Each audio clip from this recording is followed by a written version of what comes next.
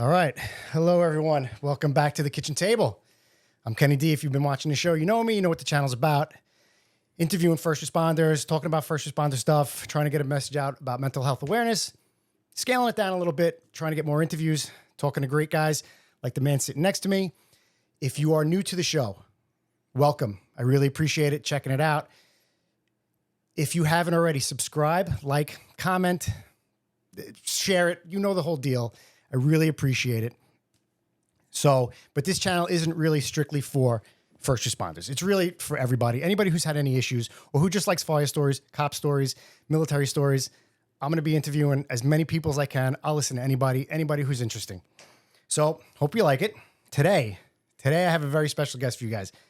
A man who I personally would, without a doubt, always felt 100% confident whenever we went to a fire, whenever we were doing something on the fire ground. The confidence that I have in this man is beyond what I can say.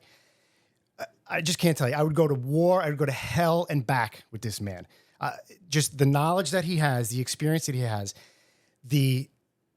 just the poise on fire ground, just what to say, what to do, always was like a step ahead of the fire, a step ahead of chiefs, a step ahead of other officers, just knew what to do, what to say, where to take lines, even before we got there. So a man who has how many years experience in the fire service? Over 40 years combined, everything. Over 40 years. He started out as a volley in Connecticut. Yeah. What part of Connecticut? Newington, Connecticut. suburb of Hartford. Okay. How old were you there? I was 17 when I started. So 17 as a volley, went into professional paid fire department In 1985. 1985, got on the FDNY, did 8 years, got on the FDNY in 1993. 93, and then retired from the FDNY as a lieutenant 2018. in 2018. Yes. I was wrong. I said, when I texted you, I thought it was 2019. This is the great, the man, one of my favorite bosses. I worked with you for, when did you get to the zoo? In 06. 06. So since 06 to 2018. 12 years? Yeah. Wow. Lieutenant Jay Walsh. How are you, Jay? Great. It's great to be here. Thank you for having me on the show. I really I'm thank you for the introduction. It's more than I deserve. No, you not at all. I loved working with you. I always knew when you were on duty that if we went to a job or something like that, like I just knew, like I had that confidence. And you made my job, guys like you and the guys that we had in 59 made the job so much easier because all I had to do was know who my crew was and what we had to do, and I knew that we could accomplish whatever operation we had to and whatever task was given to us on the fire ground, we could get it done. Because it's all about the crew. It's not the boss that makes everything work. It's the crew, and you guys are a well-oiled machine. So Appreciate that. That was always my tours were a blessing. I always enjoyed every tour I went to work with you guys. Nice. And now you are a new grandfather, correct?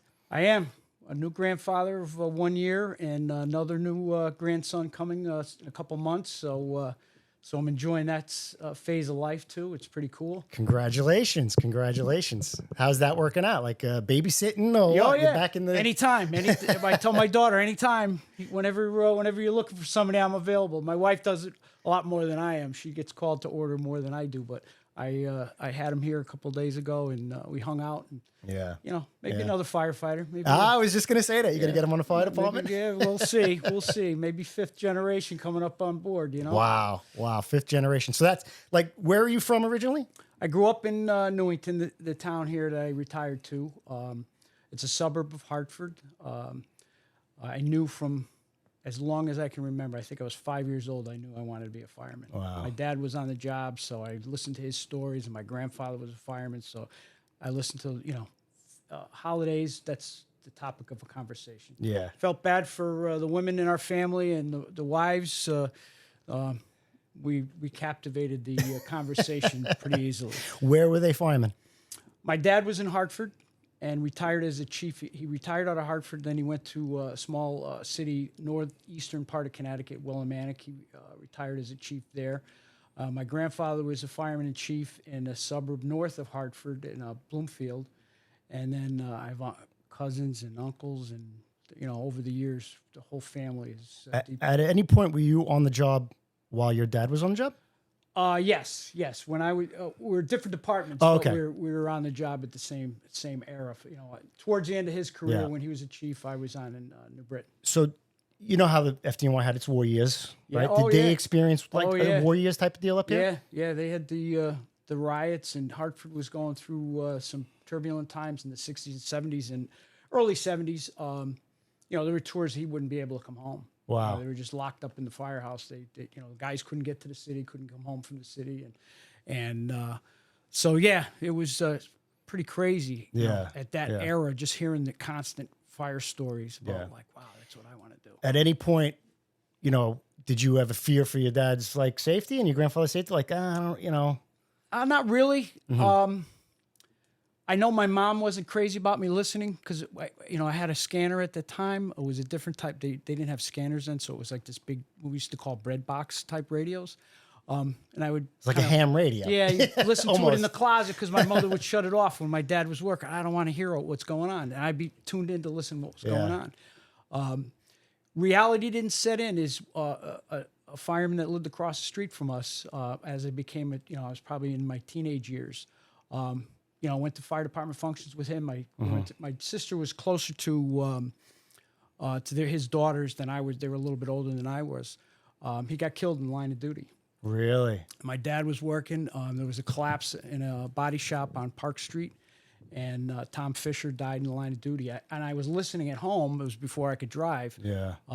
Listening to the fire, and I knew there was a fireman trapped and everything. Back then there was limited news coverage, not like today how things would travel. But then the next morning find out that it was our neighbor across the street that died, and knowing that his daughters and his wife, and it didn't change my alter my ambition, but it definitely was like, wow, This is pretty serious. business, and anything can happen. And that was probably my first reality check of what the fire service is all about. Wow. Well, how long did he have on the job? At the time, I'm thinking that was probably like 1974 he died. So I would say he probably was close to 10 or 15 years. Oh, so he was a senior guy. He wasn't a young guy. He was actually a chauffeur that night. Really? And truck guy or an engine guy? Engine chauffeur. He got the pumps going, and they didn't have the manpower that we had even in the city. So he scooted in to try to help them advance the line. Really? When the collapse occurred, yeah. Wow. See, at FDNY, we all engine chauffeurs stay with the rig. Yeah. And it historically, even in a lot of departments, even the department I worked in New Britain, that was pretty much the job.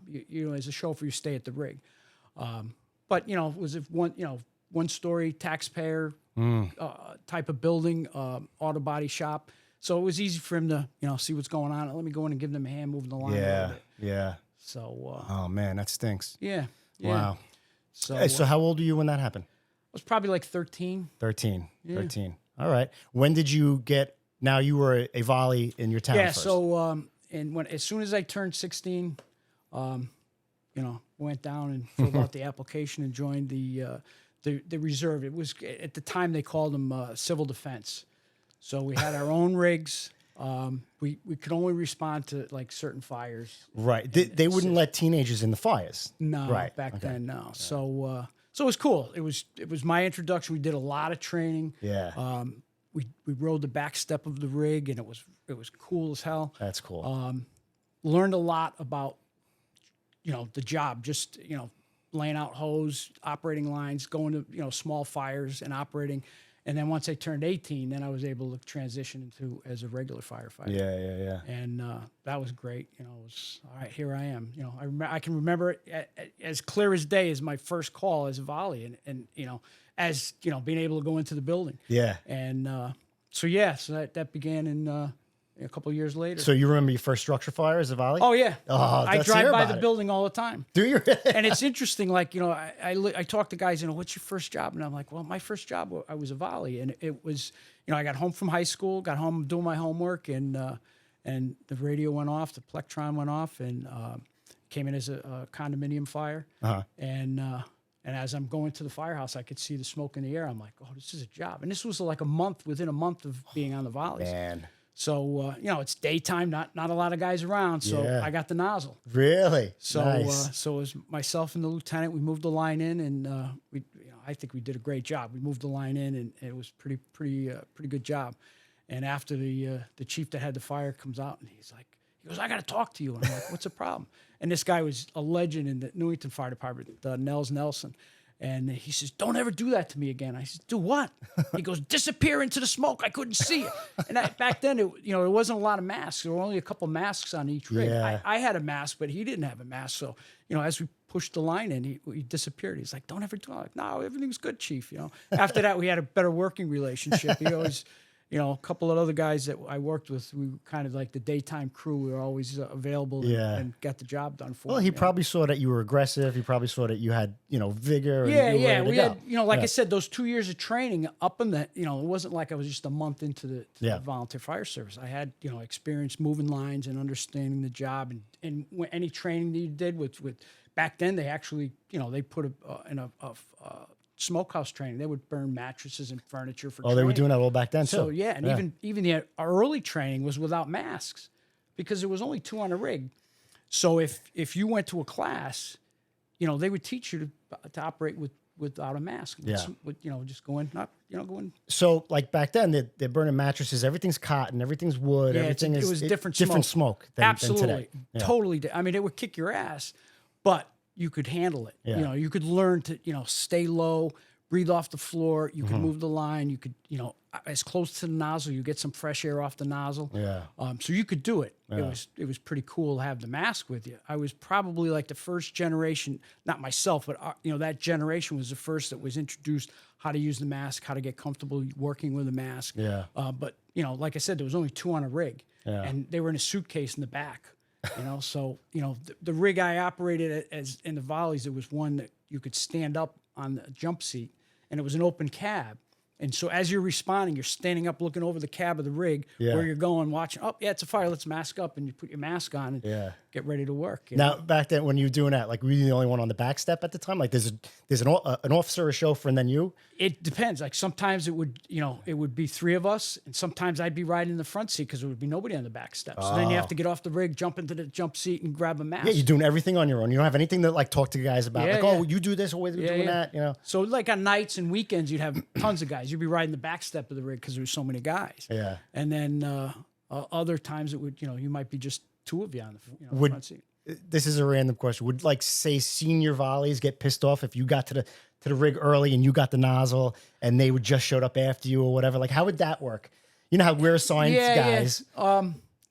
There wasn't really a competition. If you were quick and got the nozzle, there wasn't too many guys. I mean, there were my brother, another good friend of mine, Timmy Klett, was retired from FDNY. Yeah. We were all in the volleys together. So between the 3 of us, there would be some competition who had the nozzle. Okay. And we'd be arguing on the back step en route who's going to get the nozzle, who was on the rig first. I was here first. Yeah. So but other than that, there weren't too many people that were fighting us for the nozzle, which was pretty cool. All right. That's good. So we, it was a small town, but we did some work. Nice. So it was good. Nice. And so how many years you do the volleys? 8 years. 8 years. 8 years. And then when did you get on? In 1985, I was taking tests all over. I initially tried to get on Hartford where my dad worked, but it just didn't work. You had to be a resident of the city. And so I started taking tests everywhere. And I knew right out of, while I was out of high school and into college, FDNY was giving a test. So I took that test in 82, I think it was. The 82 test. So there was like 4 of us from the volleys in Newington. We went down and took the test, and 3 of us ended up on the job. My brother was offered, but he turned it down. So it was Timmy Klett, Timmy Brown, and myself. We all Where'd they all end up working? Timmy Klett retired as the Wizard of Water. There's a whole story. Yeah, in I that. gotta hear that. He retired as a lieutenant out of 88 Engine. Okay. And Timmy Brown retired as a firefighter at Rescue 3. Very nice. And let's hear the Wizard of Water. He teaches nationwide on water mechanics. He's like the engine guru as far as engine operations. And he goes all over the country teaching? He's all over the country teaching. Yeah. So do you think he Are there that big of differences where how guys operate as engines in different departments and parts of the country? The basics are the same. Yeah. You know, you got to get the nozzle into position, and I think the difference with the FDNY to other departments is our manpower. We have a lot more manpower, but we have buildings, 7-story buildings that aren't standpiped.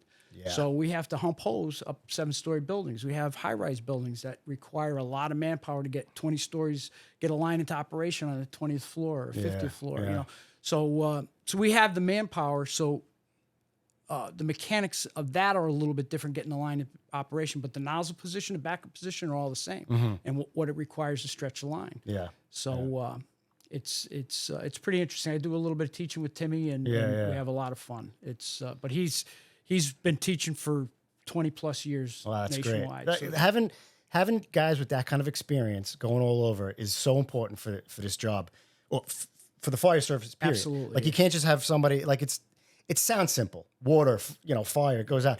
There's a technique to it. Things that and having a guy like that's got that experience that can teach guys the right way. Yeah. Because there's a lot of guys out there. There's a lot of shit on the internet that you see, and this is the age of social media and the internet that you're like, that's wrong. That's not right. And I'm not one to be to fire off quite like you can't do that, but people fight over that. Probably shit. the most important thing, if there's any chiefs out there that are listening, as far as hiring instructors to come into your department to teach, what's their pedigree? What's their background? What experience are they bringing to this class that I'm teaching? And it could be a very good topic, and it could be very good information, but understand they're basing their knowledge on what? What are they bringing to the table? Because there is a lot of people that teach out there, but then again, after they've taught the class, you talk to the guys that took the class, like, it wasn't so good.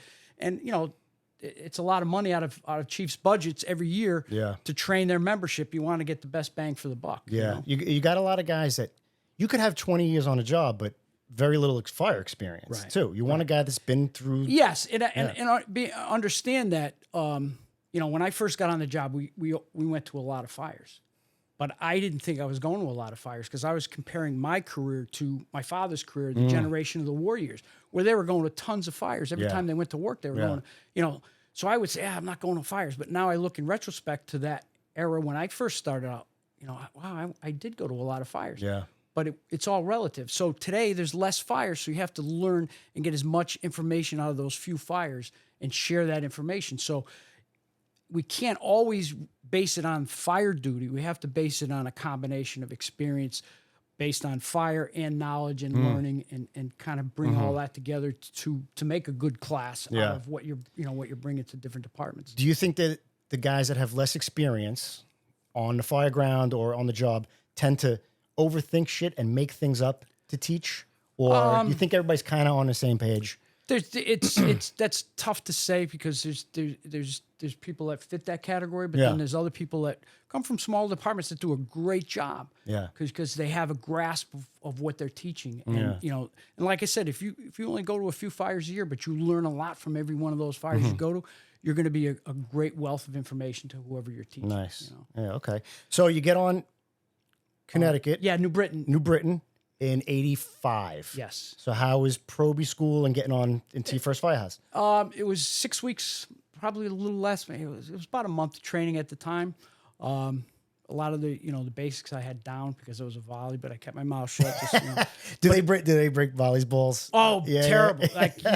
Actually, what's interesting is back then, getting on the Proby or getting hired, you had to, before their first day, you had to sign a written form that you were quitting the volunteer fire service. Oh. So it was a class of 18, which was a big class for that job. Really? And my brother was in the class.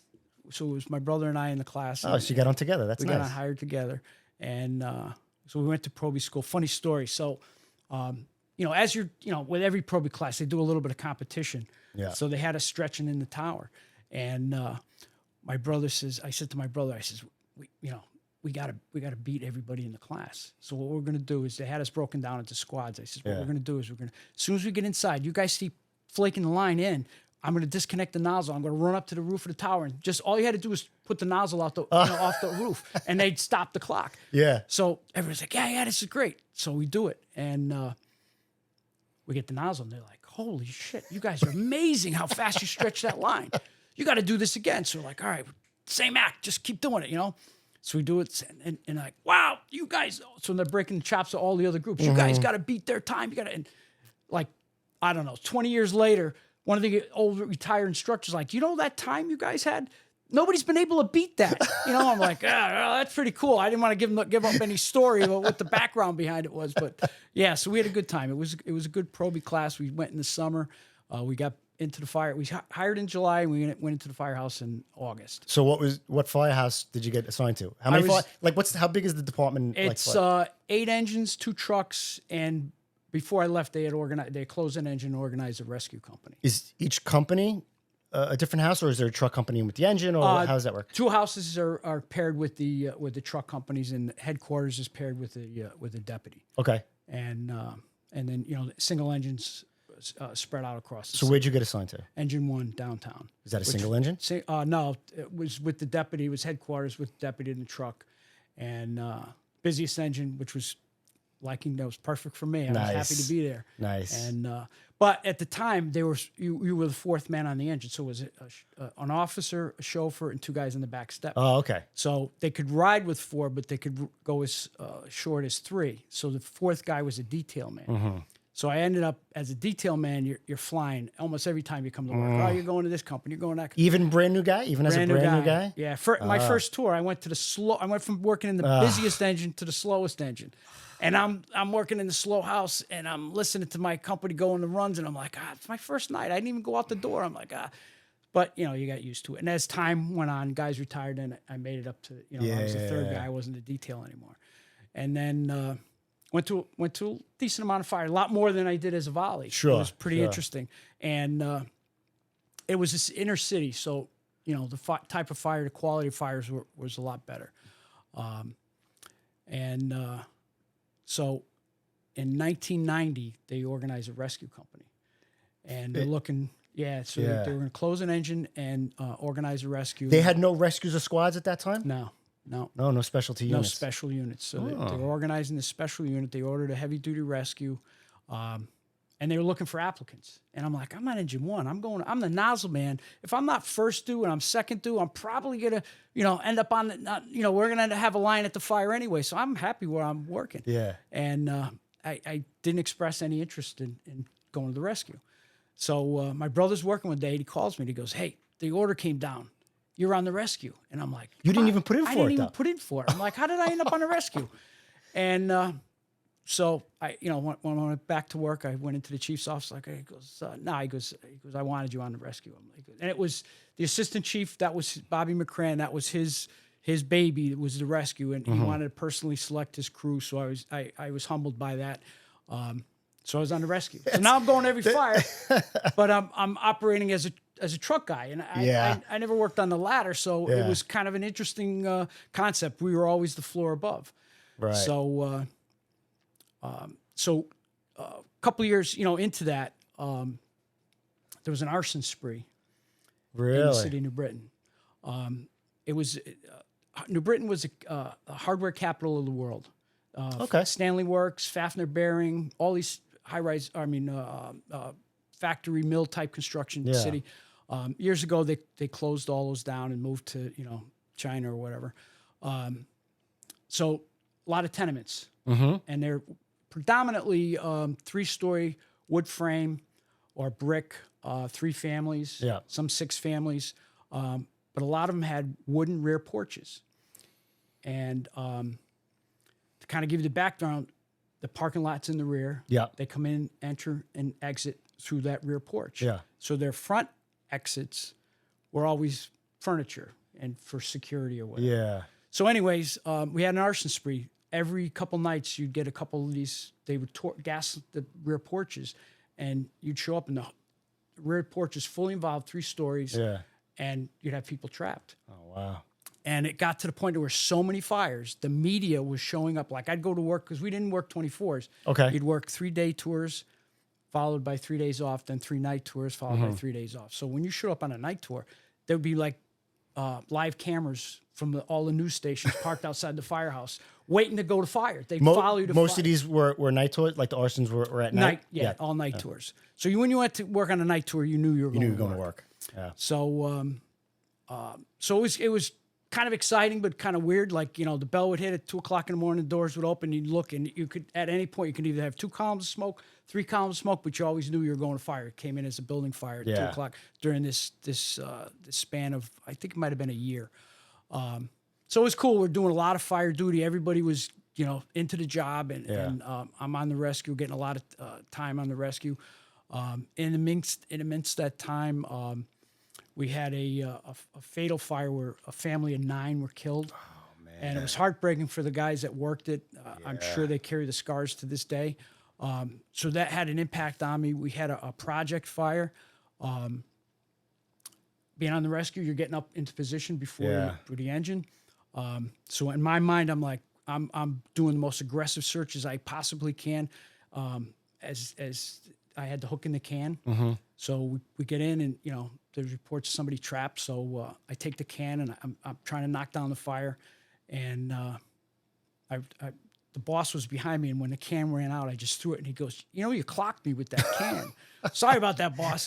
So I scooted past the fire, get down the end of the hallway, and there was nobody there, thank God. And I bailed out, and the engine came in and put the fire out, but because it was a project fire, that black sooty smoke. So at the time, we were wearing yellow helmets. Okay. And so at some point, we're at the shops. The shops say, hey, you'll know where this story's going in a minute. We're going to need your rig for a little while. Why don't you guys take a flyer, take a pickup truck, go get something to eat, and in a couple hours we'll come back and we'll have your rig ready. So we're like, all right, we'll go get something to eat, come back, get on the rig, we're leaving. All of a sudden, I look on the back step where my gear is. We're on the rig going back to quarters, and my helmet is shine clean. Oh, they fucking. And I'm like, are you kidding me? I was furious, so I'm yelling on the back step, and the boss says, "What's the problem?" I go, "Somebody fucking cleaned my helmet." And the chauffeur slams on the brakes. We spin the ring around, and I'm like fit to be tired. I'm climbing out of the back step. I'm like, I'm gonna punch this guy. And I'm going to find out who did it, and we're going to blows. And so they hold me back, and I find this guy, and I'm yelling. I really, really wanted to hit him. I wanted to hit him so bad, but it was probably good they held me back. Yeah. So I ended up having like a brand new helmet, and we're going to a ton of fires. So anyway, I go back to that story you mentioned, is you never screw with guys' shit. And that was my thing. I said, listen, I come to the shop, I never touch your tools because those are your tools. That's what makes you work. You don't screw with my stuff. Yeah. So, and I've said in the past, a fireman's helmet is like his resume. Absolutely. When firemen show up, like one of the first things on a scene, you look at them like, oh, look at that guy's helmet. That guy's been to a ton of fires. Yeah. Or then you go, oh, that guy put his helmet in the fucking oven. Yeah. Like, or put it on a hook up into the cockloft to toast it up a little bit. Yeah. So you never screw with guys' gear, and that was that, and it. So anyways, that's like you broke your heart. I bet. Yeah, it did. I was shattered. Like So anyways, so we're doing all these fires. We're doing a ton of fires, and one night we get a fire. It's a 3-story, and we show up, and a ton of fire in the rear, and we're going to do the search. So the rear is fully involved. We have to go through the front, and I remember we popped the door. We had to move furniture to get into the apartment because she had moved the blocking that front door. Yeah. So the boss went left, I went right, and I start crawling in, and I'm thinking, what's this? And I found a woman unconscious. Really? And dragged her out. We dragged her out. It wasn't pretty, but we got her out. And it's never pretty. Yeah, it's never pretty. She survived. Nice. She survived. Oh, and, wow! I didn't know. You never told us that. Yeah. So I got a medal from the job. For outstanding. See, if you answered my email, I could have put all that in the freaking in the bio. Yeah. It's back to that tech thing we talked about it earlier. So I was. It was pretty cool. Good for you. Yeah, that's great. That's unbelievable. But like you said, getting somebody out. Like I helped. One of the guys found somebody at a job, and when he got it to the door, I just kind of helped scoot her out. And it's a lot tougher than you think. If you're not using any of your techniques and tools and just grabbing somebody, it's wet, burnt clothes. You're sliding. It's. Did you have like any? You know how we have the webbing now. No, we're just doing the best we pumping can. her out. Yeah. Under the arms. Yeah, just whatever strength he could. And then we had to take her down the stairs, and we told him we're coming out with somebody. So Wow. EMS was waiting. As soon as we got her out, threw her on the stretcher and Wow. took her off. That's great. Awesome. So yeah, so Really, that was really cool. So yeah, so we're doing a ton of fires, a lot of fire duty, a lot of experience, and I get the letter from FDNY. What are you gonna do? Yeah. It's That's a tough choice at this point. You got some time on now. You're in a rescue company. Yeah, you know, it was a really good time to be on the job. I was talking to a buddy of mine. You know, the two other guys I mentioned before, they're already on the job, so I'm talking to them about the job and making the transition, and at the time I'm married. I have 2 kids. I got a mortgage. I got a lot tied down in Connecticut. But that was where I really wanted it. That was really where I FDNY was in your heart the whole time. From as soon as I couldn't get on Hartford, my next choice was FDNY. Okay. I really wanted it. What is the reason for that? Like, did you just because of your friends on there, or like from just hearing about the war years type of deal? Yeah, reading Report from Engine Company 82, which was a book back when I read that. Yeah, I was probably in 3rd grade when my mother's like, "You're not reading that book. There's foul language in it." My father hands me the book. Just don't let your mother see it. I'm reading. I'm like, wow, this is cool. Yeah. So, like I said, once I realized I couldn't get on Hartford, which was where my dad worked, FDNY is where I'm going to go. So when I'm in high school, college at the time, I told my other buddies, like, hey, what are you guys doing next Saturday? FDNY is giving a test. Let's go. Yeah. So we all took the test and we all got on the list. So they send me the paperwork if you're interested, So now I got to cut the cord and connect. I had the deep conversations with my wife, and this is going to be a big move. Like you're going to be a Proby all over again. Starting all over again. Starting all over again. How old were you at this time? 32. Oh, you went in the academy at 32. I was 30 in the academy. Yeah. So we were old guys in the academy. Yeah. Yeah, we do 32-year-old push-ups, not 20-year-old push-ups, So you make the decision. So I make the decision. You have the conversation with the wife. Yeah, I got to tell, the department in New Britain that I'm leaving. Yeah. So they sure this is what you want to do? Yeah, this is. It's a lot of experience leaving that job.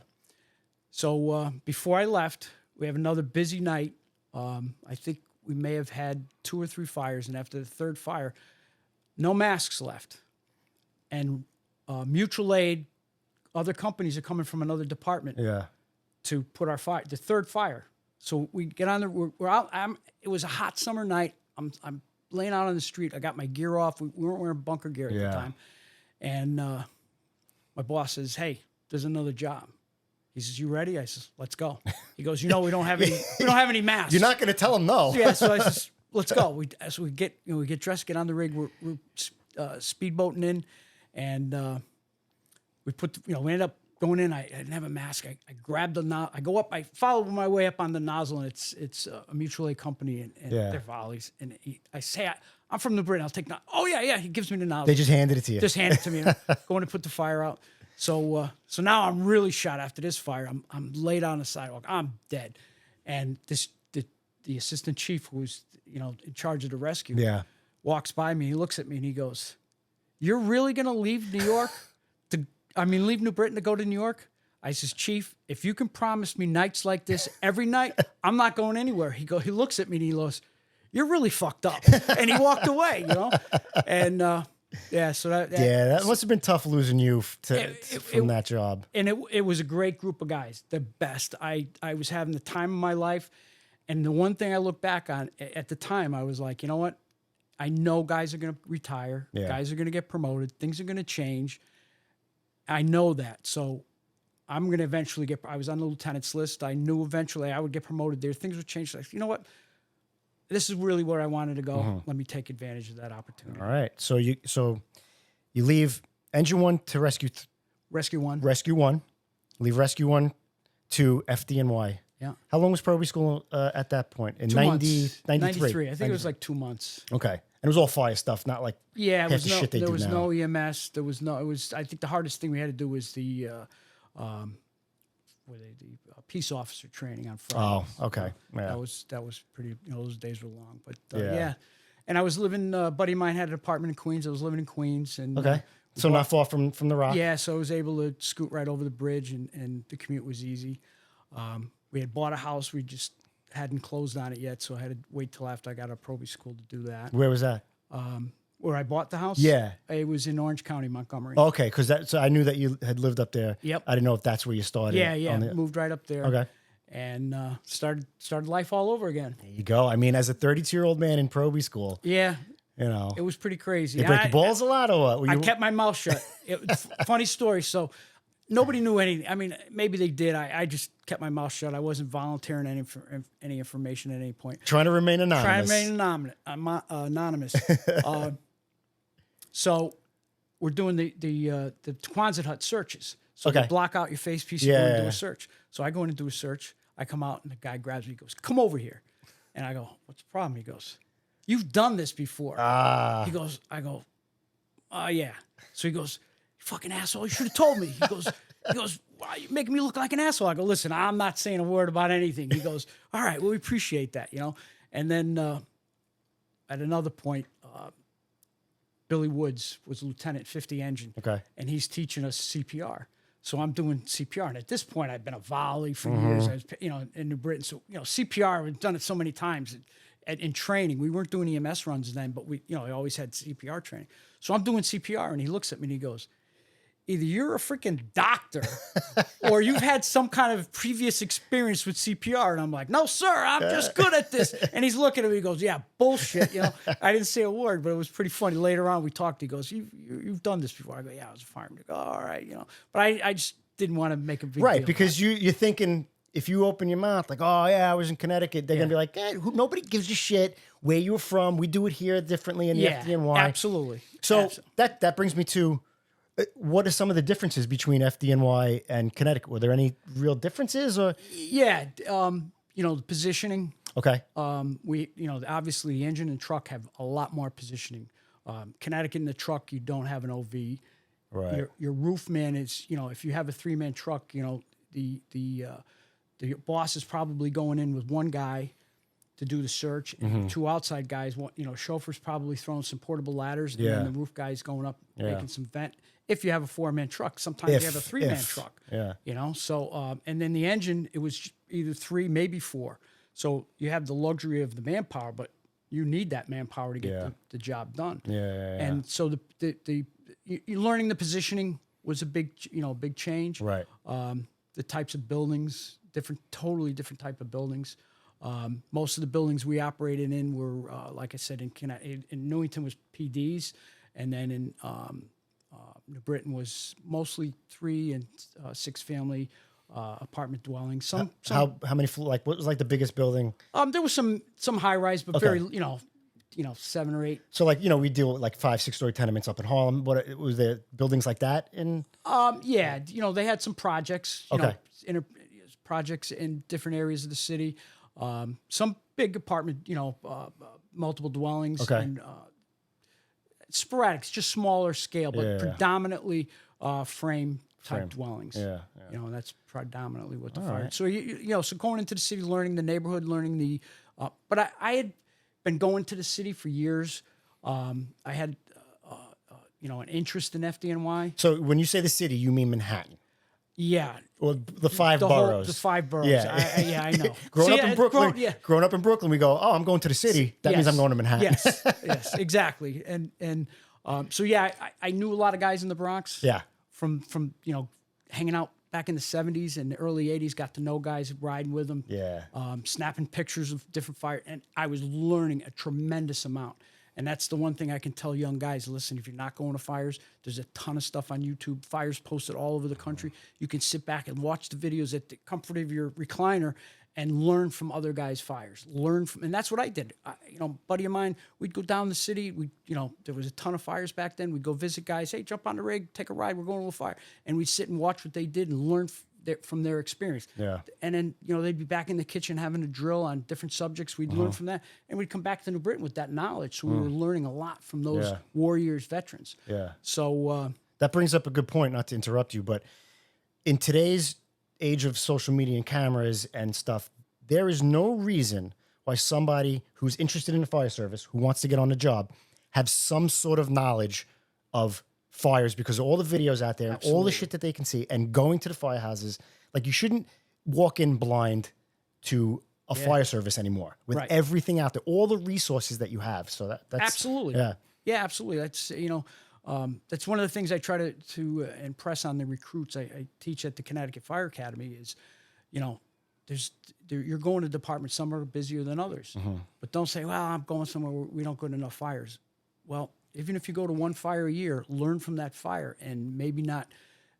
You may not have been at that fire, but you could learn from every guy that was there. Not just one guy. Talk to every single guy and learn from their experience, what they learned, what they think they could have done better. Yeah.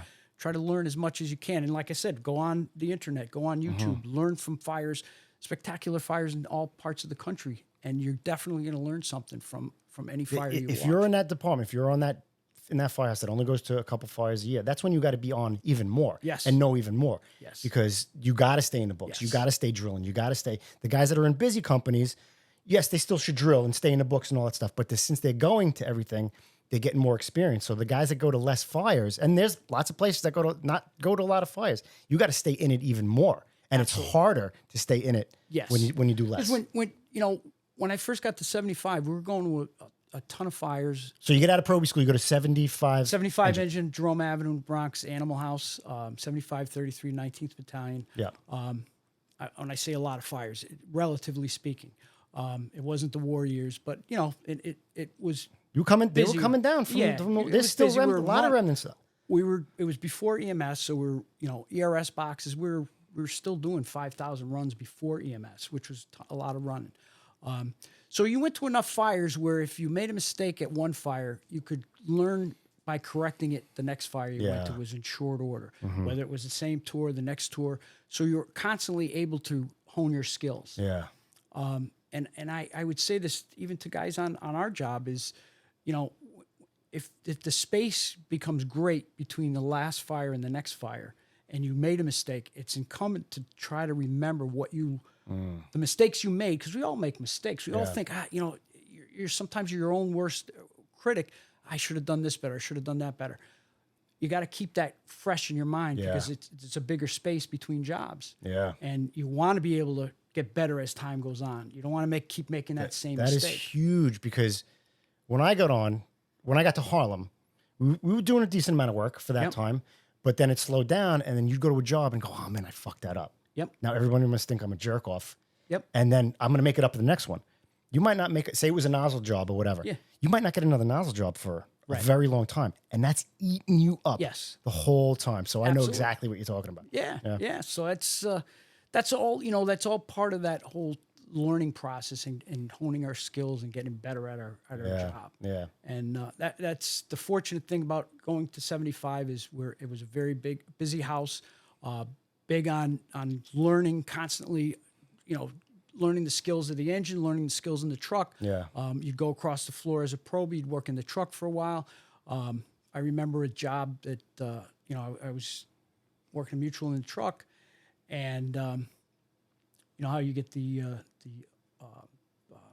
manhole fires, smoke from the manhole in the winter after the salt. All the time. Routine calls. So I'm in the truck. I had the can. So smoke's emanating from the manhole. Chief tells us to check the basement. So we go down in the basement. It's MD. We go into the basement, and smoke's pumping from the electrical panel. Oh, okay. So the boss from the nearest tenement. We went into the basement. Across the street from the manhole. We get into the basement, and the large electrical panel, breaker panel, and smoke's pumping out of the panel. Right out of the panel. And the boss is like, this isn't any good. Let's go out to the alley. Gets out the alley, gives a report to the chief. Yeah.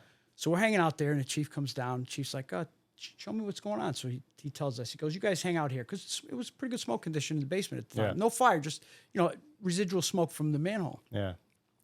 So they get in there, and somebody made the decision to pull the knife switch on the panel box. Okay. With that, it exploded. Oh, fuck. So now it explodes. A fireman did that? A fireman pulled? No, it was either the chief or the boss. Oh, but it was somebody on the fire department. Yeah. It wasn't like a civilian. Yeah, I think it was the boss used his officer's tool to pull the knife switch. Oh, fuck. The electrical panel explodes, blows them into the wall. Oh, Jesus. Slams the door shut, trapping them in. Luckily, we had our tools, but now they're giving a mayday. Well, so I can't believe that they weren't unconscious. Yeah, they were very close. They were wow. So we had to force our way back into the basement to get them and drag them both out. And they were banged up. The chief never came back to work. Really? The boss was out for a couple of years. He probably should have retired, but he ended up fighting his way to come back on. Oh man. At stretchers and so always take those manhole type. The old incidents. proverbial, what does this do? Yeah. Holy shit. Well, I'm glad, that you said that, they're alive. And, Yeah, and yeah, stuff. yeah. Wow. Yeah. That's crazy. Crazy job for Yeah. So how is being a Proby in the animal house? It was weird because I'll tell you what, coming from 8 years, you've been around the firehouse, you understand what's going on. And I understood, all right, I'm the junior guy. I just got to keep my mouth shut and just work my ass off, do whatever's got to do. Yeah. But at the same time, you got guys that are,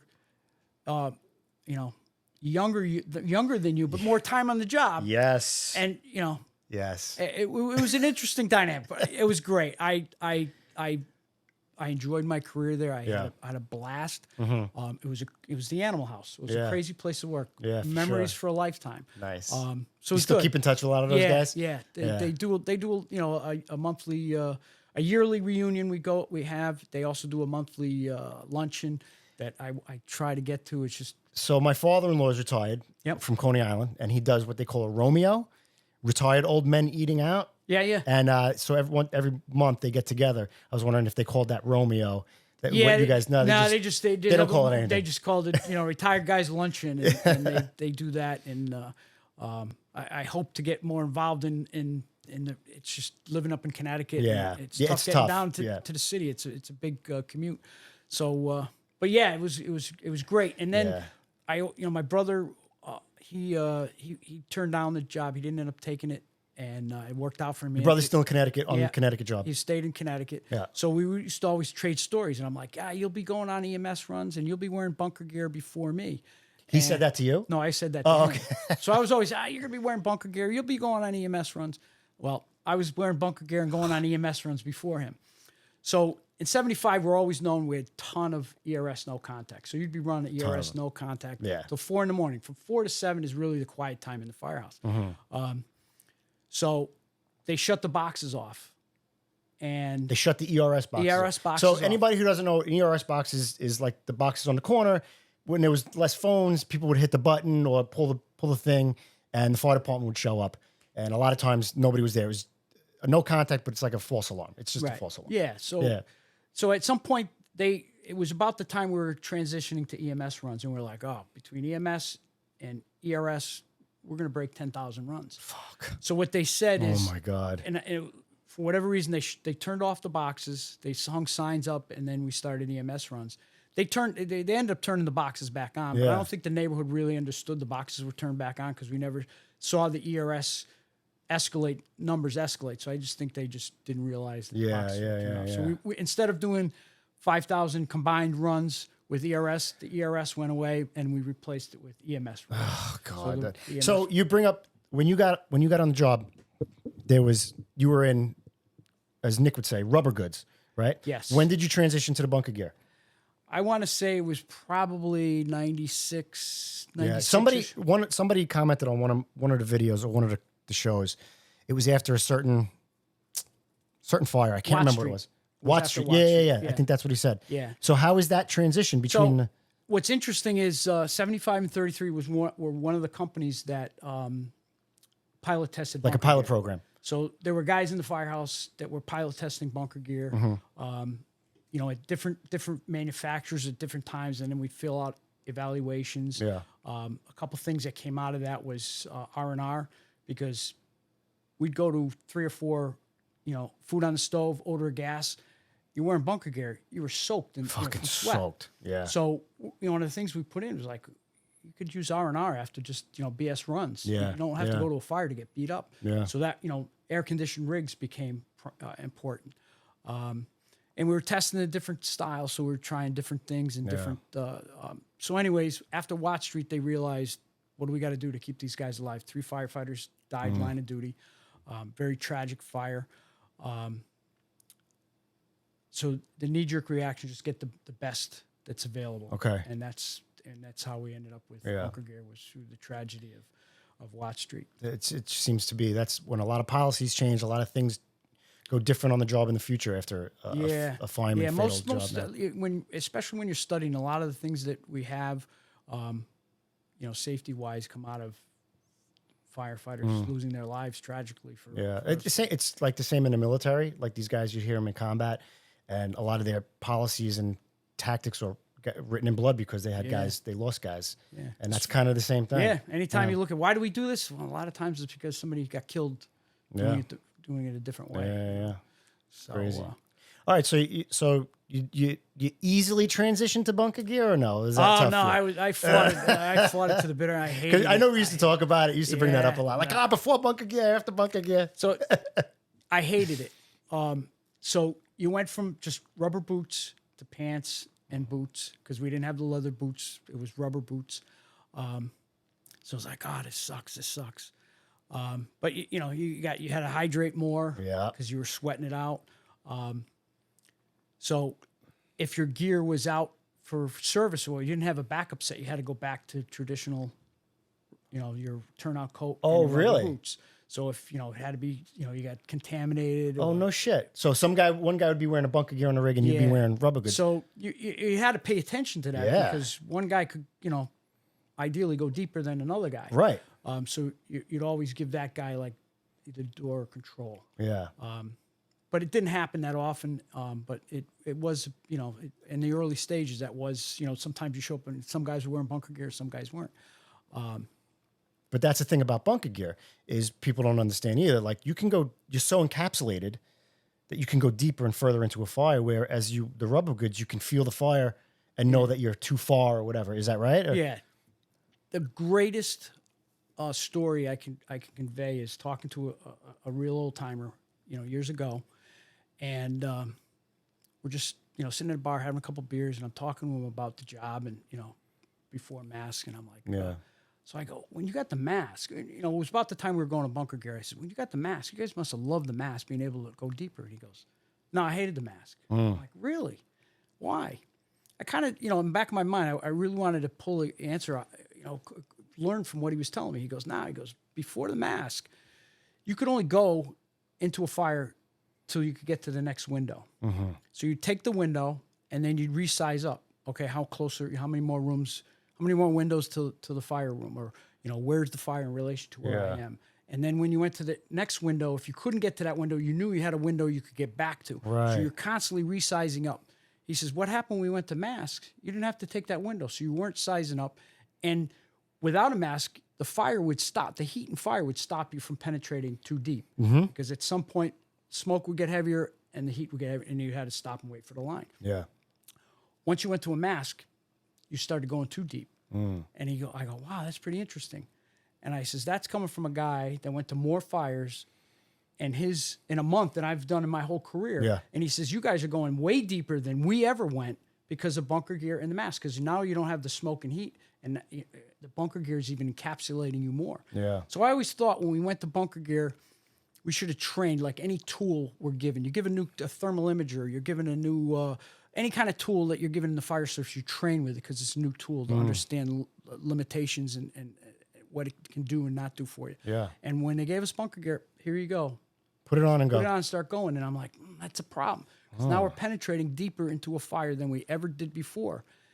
And I think injuries showed that. I mean, we stopped getting the knee burn injuries, but I think the catastrophic burn injuries started to show because all of a sudden you're too deep, and when it flashed, now it's too late. It's too late. Yeah. So It's really interesting. Yeah. So So that was a big transition, and I always joke that how quick and more agile we were with before bunker gear, and then then we went to the harness, right, and then if you took your harness off and you got to run, say before you could get your harness back on, you're transitioning your bunker gear because you'd send it out for service, so you'd be sitting on the apparatus floor changing your harness, and a run comes in, you don't have time to get the harness on, you take that next run in without the harness. And I'm like, wow, I feel like I can run a mile. I can run a marathon. I was just going to say that. Like at one point they took my harness off and it got contaminated or whatever. And Dasha was the boss and I didn't tell her. I was like, fuck this. I'm not. It was so nice for a couple weeks, but he got mad at me because he was like, you got jammed up for that. So So now you think about that, and I'm thinking about how, all right, 20 years ago without bunker gear, I felt that with the rubber boots I could run. And then when I put just bunker pants on, because initially we didn't have a harness, wow, I'm feeling like with just bunker pants I can run a marathon. Yeah. Well, when I first put the bunker pants on without the harness, I thought I was being slowed down. So it's all in relation to what you're used to. Yeah. So wow. So how many? Okay. So we're past the bunker gear part. How many years you doing 75?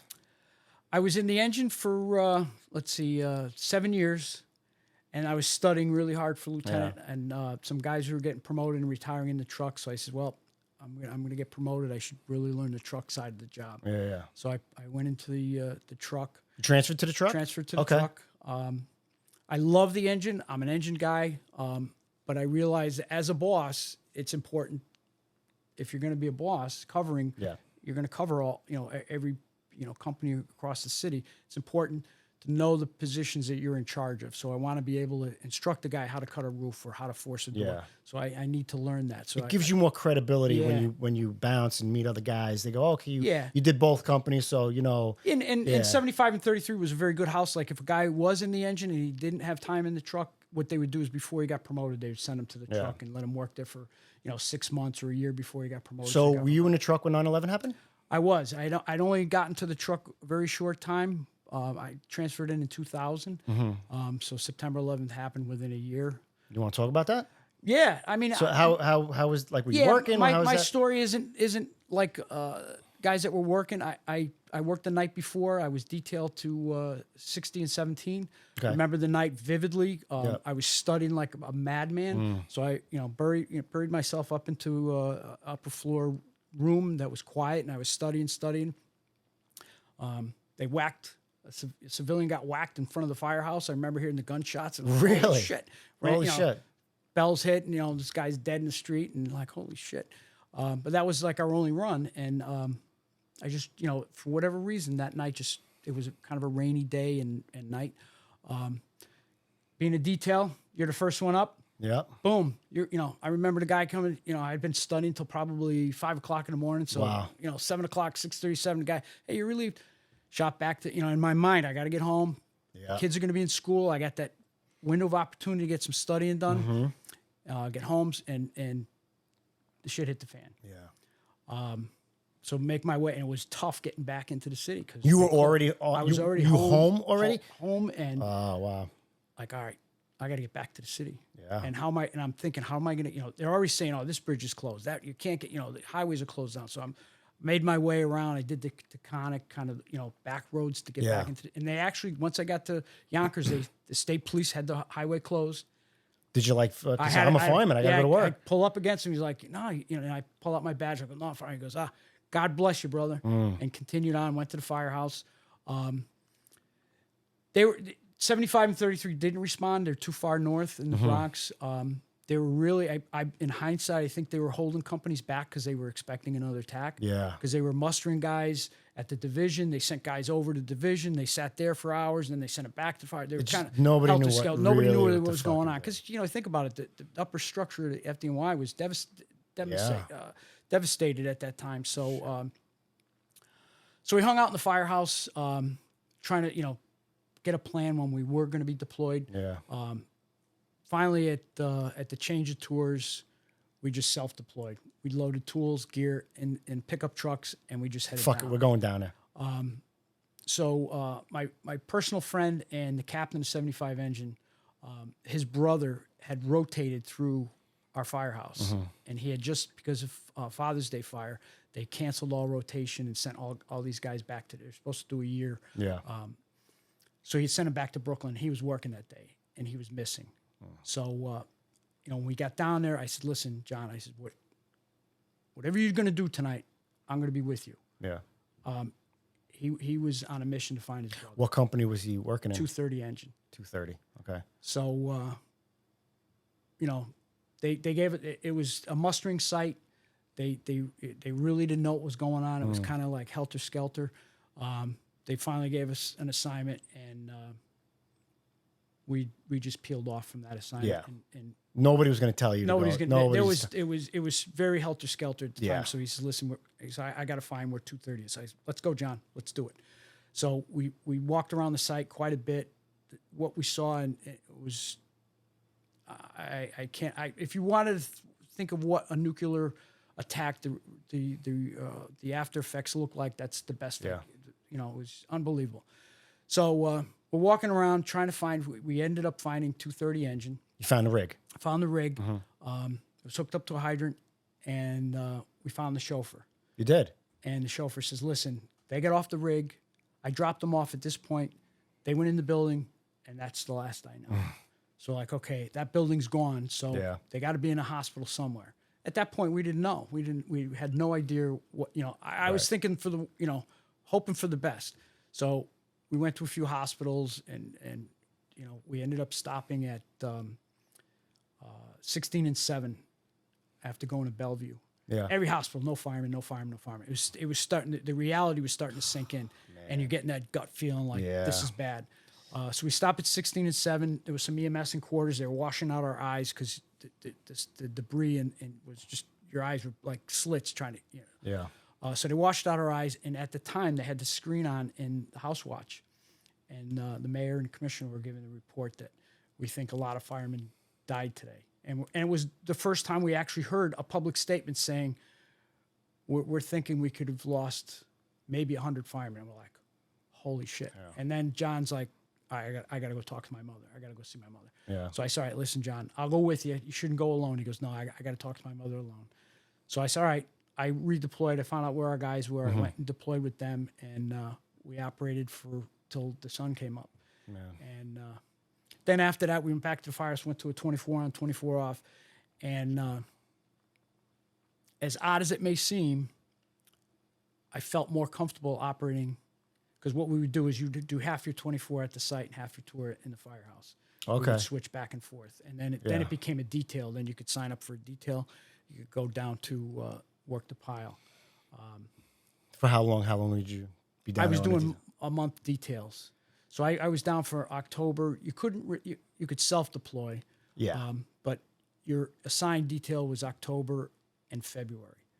Okay, gotcha. Then I was on vacation. You know, they made you take your vacation. Yeah. I was on vacation in December. And, you know, it is what it is. Horrific things that you witnessed and saw that are etched in your mind forever. Yeah. And reluctantly, you know, there were guys that were having a lot of trouble with that detail. Yeah. And I understand it, but I sold it in the sense that, listen, guys, this may be the only time that, you know, we're also looking for civilians, but we're also looking for our guys. Yeah. And this is, you know, this is important to the families that are waiting for some kind of answer. And I would get phone calls from, you know, guys that I knew that were missing.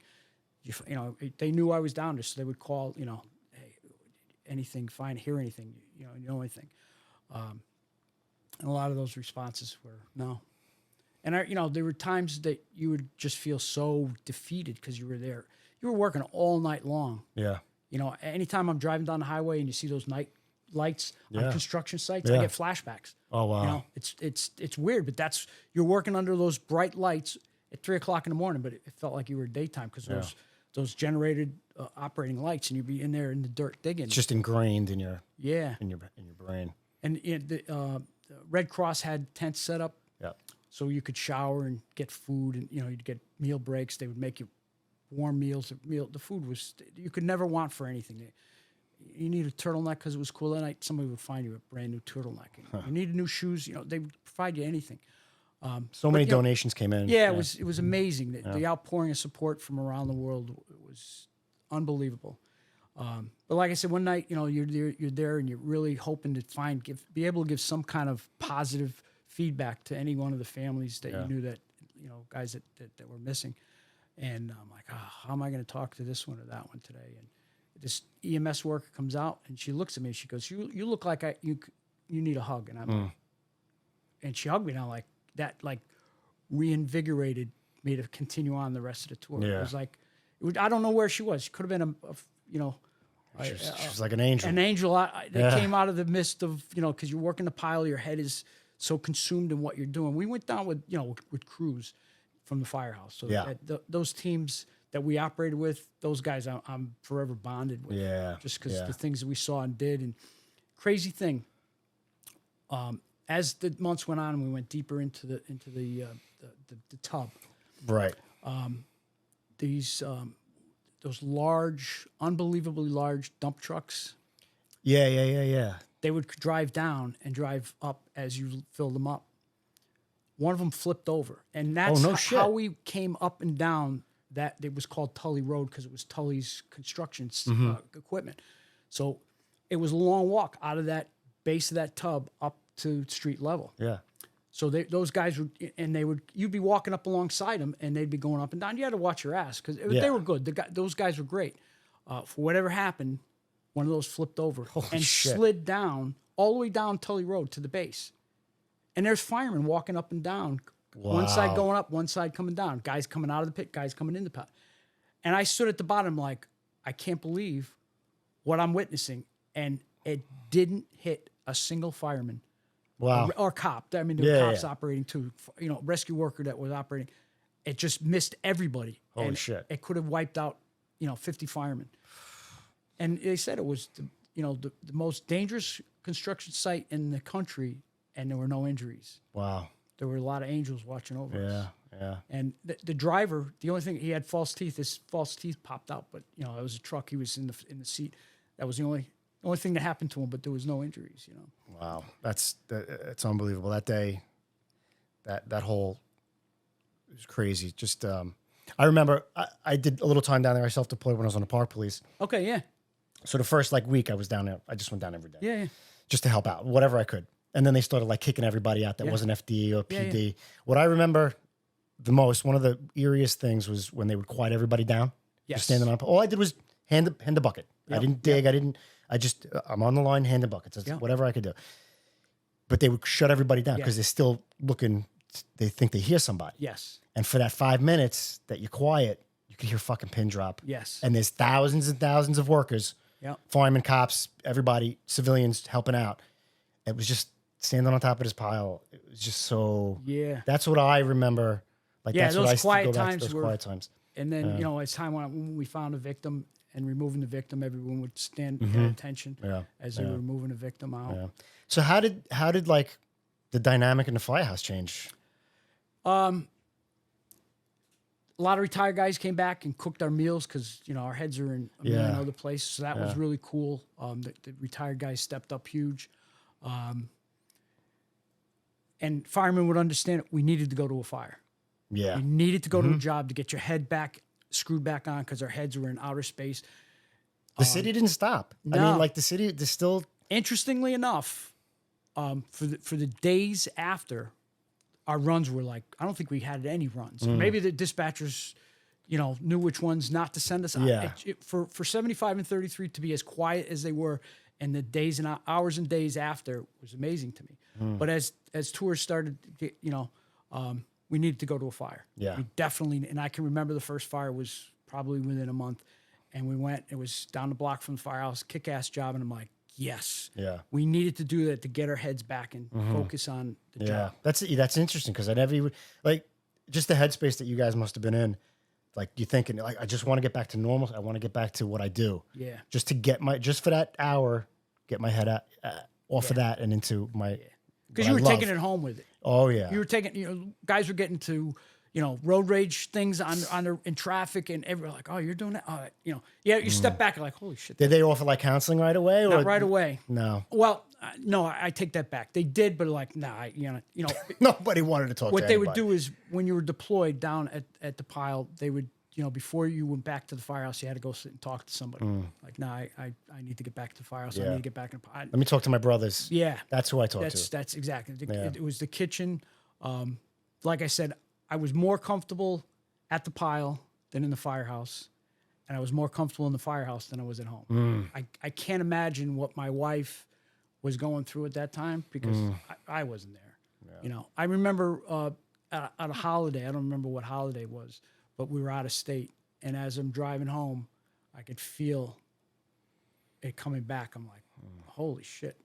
For 7 hours, it was out of my mind, and I could feel up, coming back. Being on vacation, 6 months, 8 months later, I'm on vacation with my family, and I'm on a cell phone talking to the guys in the firehouse. Hey, did they identify any remains? Did they do this, do that? I couldn't let go. It was a year after. Finally, I said, you know what? Time out. Okay. I got to talk to somebody. And you did. And it was very important. Yeah. Very, you know, because you're more screwed up than you think you are, and you can only do so much in the firehouse. Yeah. So for guys that experience line of duty deaths or serious fires, if you know, some things we can work out in the firehouse, and then other things that at the magnitude we experienced, you need to talk to a professional. Did you through the fire department or on your own?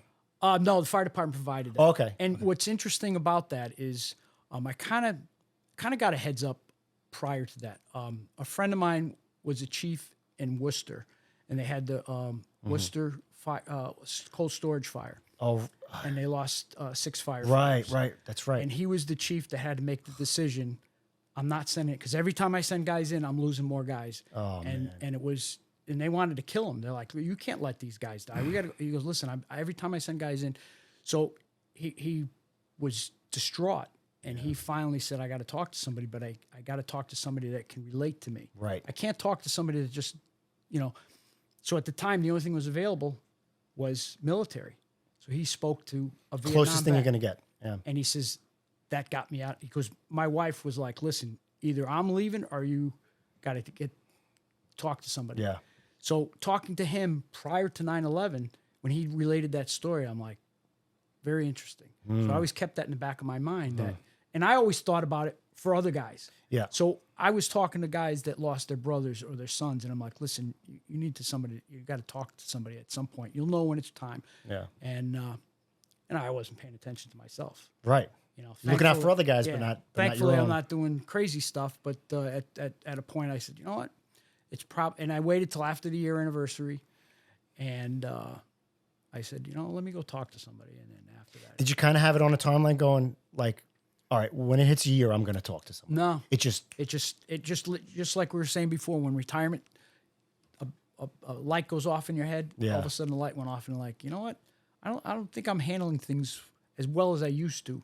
Maybe because my stress level, I don't know what, and that was, you know, your fuse is a lot shorter when you're carrying a lot of baggage. Sure. Whereas, And at that point, you're going to a ton of funerals too, like, yeah, you know, and that's. yeah, it was tough.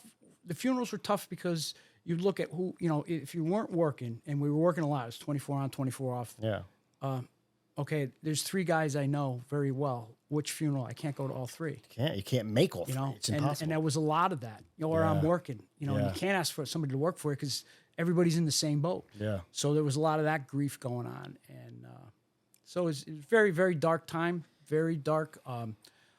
I can understand the rate of disease in the job because if you learn anything about, especially cancer, it festers in with a high stress lifestyle, and that was an extremely stressful experience for anybody involved. You know, civilians, cops, firemen, America.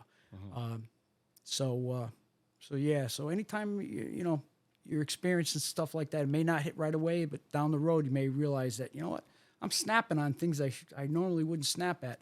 Maybe Right. it's time to get some professional help. And what's great is now the fire service has, even in Connecticut, they have other firefighters you can talk to. You don't have to talk to a civilian that has no idea what the fire service is like. Right. You want to talk to somebody that knows how crazy we are. Exactly. Normal people don't run into burning buildings. So when you talk about what we do to a civilian, they're like, what? They can't relate to They that. can't relate to that. You need somebody that can relate to what you Yeah. do.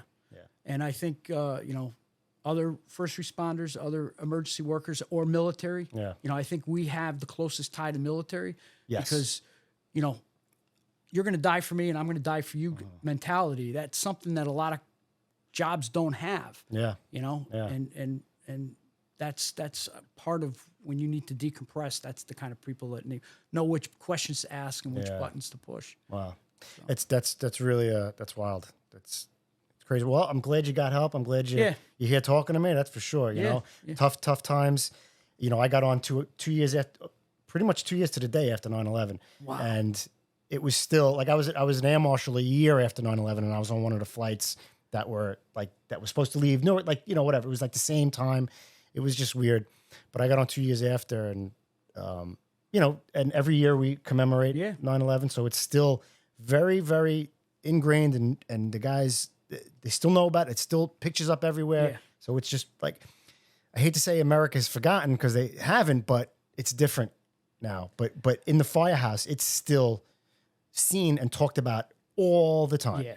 It's part of our history now. Yeah, yeah. You know, and that's something that I think cops, firemen, military, it's fresh in our history, in our memory. Yeah. Civilians, I don't think that, you know, unfortunately a lot of schools don't teach it. So it's incumbent upon us to make sure that the future generations are aware of it. All right, so you get past that. Yep. You were studying for lieutenant. Yeah. When do you get promoted? I got promoted in 03. So in 02. Oh, that's when I got on. Yeah. So what's interesting is, you know, prior to 9/11, I'm studying like every day, every moment, every free second in my mind. I'm studying. And then all of a sudden, I remember the very day looking in my locker, you know, after 9/11 and put my books down. I'm like, I got to stop studying. Yeah. I don't have the time to study. And I'm like, how am I going to pass? So 6 months, 8 months later, they give the test, and I'm like trying to restudy, trying to remember, and it was like, oh man. So anyways, yeah, took the test in 02. I remember after taking the test, talking to a chief, what my score was. He said, you'll be promoted in a year. Yeah, I'm like, that's really good. I'm like, how do you know that? How do you know that? How do you know how many? And a year later, I'm like, that guy knew what he was talking about. So yeah, I get promoted out of 33 truck, assigned to the 3rd Division. Okay. I was looking to go to the 6th, but that was frowned upon at the time. So you take a ghetto firefighter, you put him in Midtown Manhattan, and every day's an experience. Oh, I bet. Tremendous learning experience. I learned an enormous amount that You just bounced around? bounced around the 3rd Division, and eventually worked in every borough citywide, because you're just, you know, initially when I first got promoted, they kept me in the 3rd Division. Learning all the companies, the divisions, the chiefs, and everything. Yeah. And then after that, then boom, you're going to Queens, going to Staten Island, going to Brooklyn, going everywhere. But it was. I would advise any guy that is looking to study to keep on the career path of promotions, work in the 3rd Division. It's such a learning experience, so interesting. Not a lot of fire duty, but when you do go to fires, they're very different than what you're used to. Show up at a building like, there's a 1075. Well, there's no smoke showing. Let's go to work. You know. Yeah. Very interesting. It was just not. I'm a ghetto. So when firefighter. did you get to the 6th and bounced around the 6th? As soon as I was given the green light. So I was bouncing around. I got a couple offers from captains. You know, would you like this spot? I'm gonna see see what I like after I'm here for a little while. Yeah. And I had to do a year. So as soon as I got the year over, I put my paper in. Went, talked to the 6th and the 7th at the time. I just wanted to go back to the Bronx. Yeah. And the 6th gave me the green light, and it was a marriage made in heaven, man. Yeah. How long did you bounce around the 6th before you got assigned to 59 engine? It was probably like around 5-6 months. Oh, okay. That's not bad at all. So yeah, I'd worked a couple tours in the zoo, and I knew EJ and I were firemen together. The captain of the 30 truck. Yeah. We were firemen together. So we, he's like, we're gonna keep you around. Like, hey, whatever. Yeah. And so I had guys pulling for me, and so I'm bouncing around in different firehouses in the 6th, and Dasher calls me one tour. I'm working in 49 truck, and he goes, listen. He goes, what are you doing? I said, I'm doing a vacation in 49 truck. He goes, do you want to come to 59? I said, I'd love to, Danny. He goes, listen, one thing. He goes, you got to promise me one thing. I said, what's that? He goes, do you like turkey? I said, I eat whatever they put on the table. It's a great meal for me. He goes, you'll fit in fine. That's when they were trying to get rid of somebody because he didn't like turkey and he complained. So I'm not going to say his name because who knows who's listening, but I was still very, very new. Very new, pretty new at the zoo. And it was Christmas time, so I was working, I'm there all the time. And this covering lieutenant who's covering somebody's spot, I don't know if he was on vacation or if he was like permanently, like a long-term coverage. I can't remember. But for lunch, we had open-faced turkey sandwiches. The engine was in the meal, and we had it. And I think he worked the next day tour as well. And we had it again because I was working again. And he went, this is what we're fucking having again or something like that. And the senior guys in 59 and 30 were like, fuck this guy. So we had turkey every single day he worked, we had turkey soup, we had turkey sandwiches, any which way you can think of making turkey, we had it when he worked. And he couldn't understand. Like he grabbed me, a brand new guy. Like, I don't know what to do. I don't know what to say. I'm like, don't fucking talk to me. I go, these guys won't even talk to me. So you're talking to the wrong guy. But I remember the menu of the day was turkey soup, turkey sandwich, turkey hill ice cream, turkey shut the fuck up. There you go. And so, yeah, that was crazy. And rumor has it, when I came to 59 and he went to 49, I think they were. Did you do a swap? Is that what happened? I think they pulled him out, and we swapped because I was doing a vacation at 49. And I have on rumor that that they were having turkey sandwiches on his first meal. I believe it followed him. It followed him. And that's one thing about the fire department, FDNY, is you're only a phone call away from anything. Your reputation follows you. Anybody can make a phone call. Everybody knows somebody in that firehouse. Or even if you don't, you call them up and go, hey, this is the story. Yes. And firemen are like sharks in the water. Oh, they love it. They love it. They love it. Yeah. So Lieutenant Turkey, we called him. Yeah. Oh, man, that's so funny. That's crazy. So, but all right. So you get to 59. How was like your initial transition into 59? So I had known about 59 and I knew a lot about the 16th Battalion, being a buff of the fire service and the job. So I was like, this is going to be great. And I knew that it's can be a tough place to work, yes. even for a boss. And I knew, I had to, be on alert at all times. And I knew Nick from before, working in the zoo. So I knew, I knew Nick and I knew his background and experience. So we got along fine. Yeah. It was great working with Nick, and I appreciate all the training he did for the young guys in the engine and the young guys in the truck, and his wealth of experience did great for keeping the traditions going to this day. So I knew some of the guys in the firehouse. You already knew some guys coming in. You weren't going in blind. Yeah, and like I said, I had worked a couple tours bouncing through, so I knew. And I actually worked as a fireman, detailed there a couple times. Oh, you did? So, okay. So I got to see that part of the show. So I just remember very early on was the truck's anniversary, maybe. Because when I got there, they immediately like almost assigned me to go to the library and look up all the guys that were assigned to Dirty Truck back in fucking 100 years ago. So we have that function.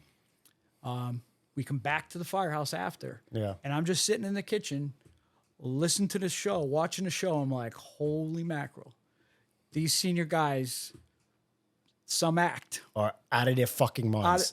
Now I know why they call this place the zoo. It's for the characters that work there, and great guys.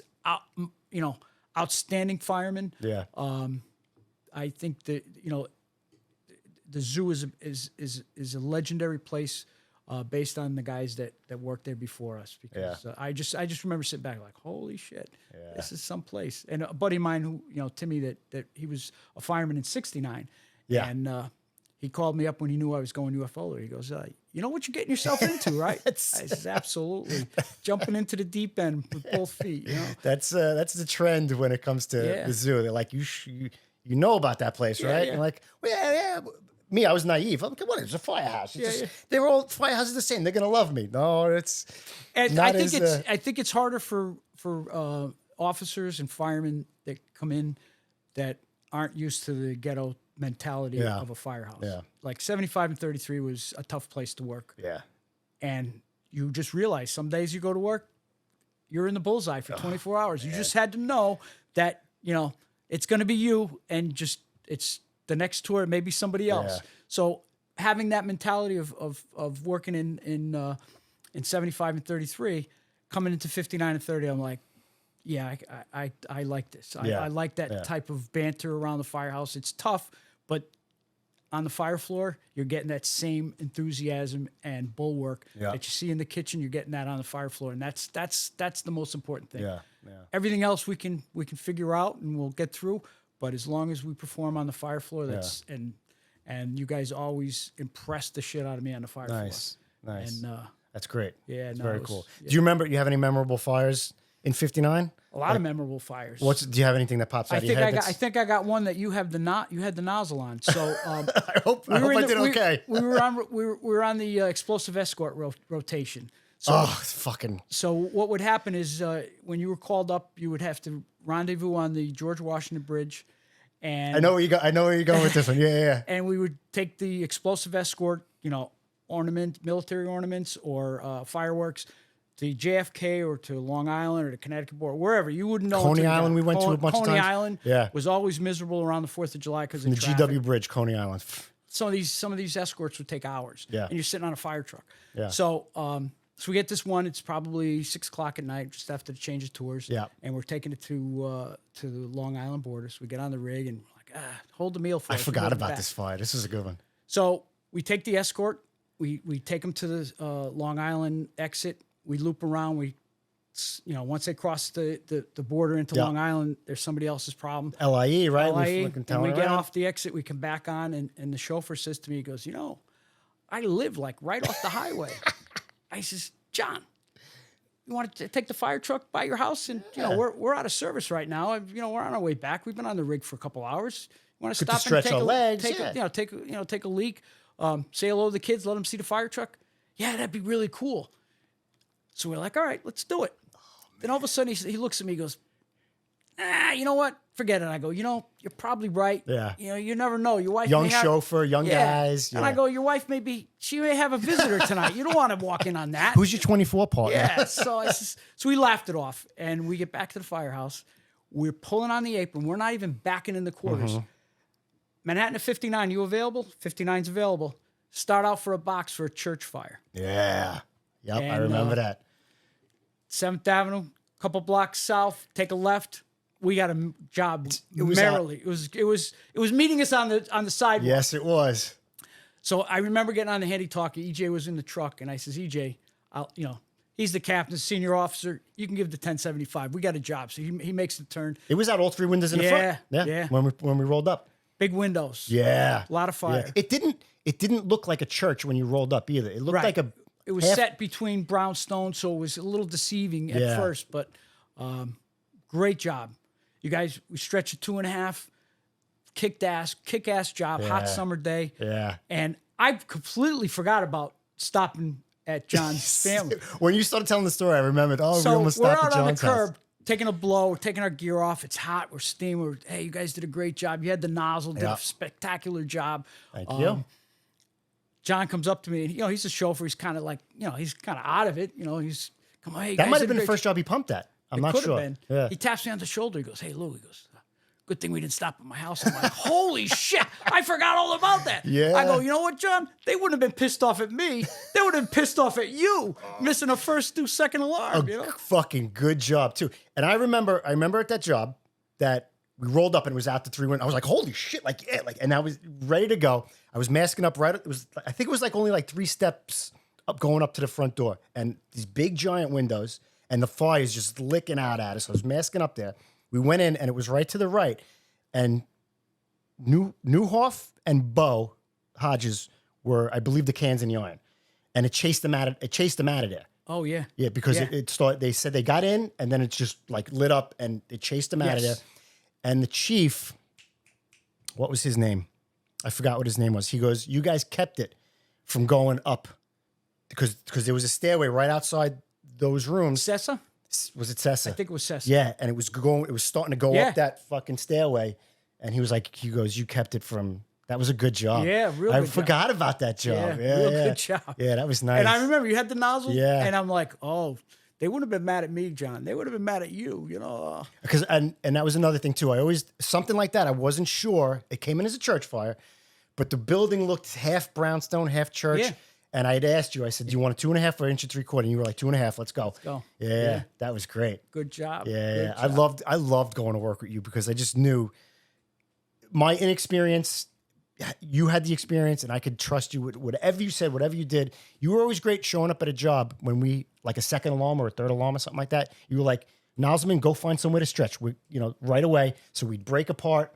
You'd go right to the command post and be like, "Chief, where do you need a line?" Yep. And Chief would go, "Get me a line to the 3rd floor." Yep. And no matter, when you're on a multiple and you start coming in different companies, if you can get a line, you're taking a line. Yeah. You know, first two companies in the gentleman fire companies, it's like, oh, you're first dude, da da da da. But you were always great for that, and it was always great going to work with you. Yeah, no, Yeah. it was a match made in heaven. You guys had the balls to get done what we needed to get done, and I was just along for the ride. You had a young crew that night too. It was good. Yeah, Me, it was, Jerry, John, and Zerbal. yes, yeah. yes. That's right. Yeah, yeah. Oh, that was fun. It was a good night. That was a good night. Man, it was meant to be. Yeah. Yeah. Yeah. Timing is everything. Timing is everything. We weren't even back in the quarters. I'm like, oh, there was no time to spare. We couldn't have made up for time being on the bridge somewhere, a couple of blocks out of position. Those escorts were the worst. Yeah. Just the worst. Oh man. Summertime sitting on the rig, hoping the air conditioning works, sitting in traffic. Yeah. Yeah. So, you're in 59, we're catching work, everything is good. When do you start thinking about like retirement? When do you start thinking about, going? You know what? I my ambition getting on the job was to retire as a battalion chief. Okay. That was my goal in life, to retire as a chief. My dad was a chief, my grandfather was a chief, so my uncle was a chief, so I had my brother retired as a chief, so that was my ambition. Early on, they changed the rules. You had to have a bachelor's degree to be a battalion chief. So I'm like, all right, take that off the plate. So the first captain's exam that came up, I studied really hard. Had a really hardcore grasp on studying at that point. And I'd only been in 59 for a short period. Took the exam, and they just gave a grueling exam, and I'm not a student by any stretch of the imagination. I've been out of those tests. college. All those tests are notoriously very fucking tough. Yeah, so I knew right away that this test was a problem, because usually you check off questions that you want to go back to. And I look and I have the first 20 questions with question marks after, and I looked beside me was Howie Carplunk, and Howie sadly was killed a couple of years later in line of duty fire. He was working in 75 engine. Wow. I look at Howie and I'm like, what the fuck? I go, I want to take this and throw it at the proctor and walk out of here. This is ridiculous. He goes, oh, calm down. Keep going. I'm like, So it wasn't my test. Nor was it anybody. The city was furious because so many guys had failed. They only had they usually look for a list of 400 or 500, and I think they only had less than 200 guys pass. Those guys probably are all chiefs today, because that was a ridiculously hard exam. So I walked out of there and I was very defeated. I'm like, all right, your family's looking at, oh, you're going to get promoted to captain now. You're studying real hard. And I'm like, oh, this ain't going to happen. So the next exam they gave, which was short order, I'm like, you know what? Screw this. I'm not giving up a portion of my life, because you do give up a good portion. You talk to any guy who's a chief, they've given up a large portion of their personal life for the job. I just felt like I'll study, but I'm not going to give it the same all, because I gave up a lot to study for captain and lieutenant. Being on vacation, huddled in a closet studying, because you got to get those hours in even when you're on vacation. Reading. Exactly. You got volumes, and a friend of mine who was a lawyer said he studied harder for the lieutenant's exam than he did for the bar exam. Fucking bar exam. Yeah. I mean, there's a stack, like before, like SD discs and all that stuff. The stack of paperwork was like my height. Oh, yeah. Like fucking absolutely. 5 feet tall. You'd have milk crates full of books. It's anybody who's not on the FDNY, anybody on the FDNY knows how hard it is to study and how much paperwork you had. But it's ridiculous. Yeah. You're almost like, this is fucking ridiculous. The problem is, nobody's going to change it, but it's so much material that you can't master the whole thing. You're just trying to memorize it, because if you mastered it, you don't have the maybe some people can. Most guys can't, and that's why we give up so much of our personal life to study. So when the next exam came up, it was actually the exam I should have studied for, but I didn't, so I didn't pass that one. And at that point in my career, I go, you know what? I love coming to work. I love 59 and 30. I love working in the zoo. I love the guys I work with. I'm having such a good time.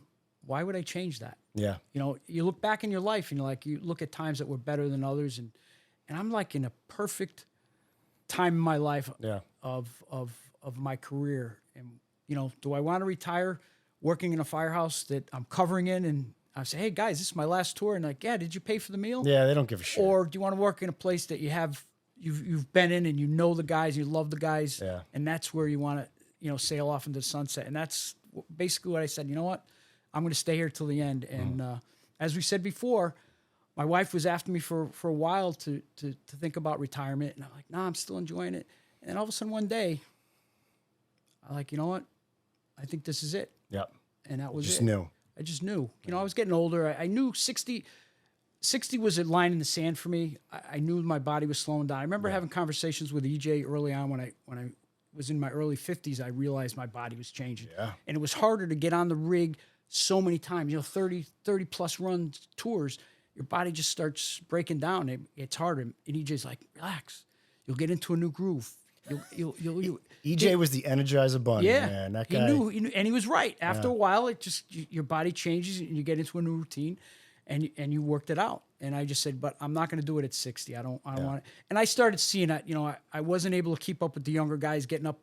You know, when you're walking up 7 stories, you know, up in projects and stuff. And you know, I want to be able to keep up with the guys. So I said, you know, I don't want to be the guy that, you know, they're waiting for on the fire floor. So I said, you know, let me get out while I'm still able to do the job instead of being, you know, I get injured. And I'm still healthy.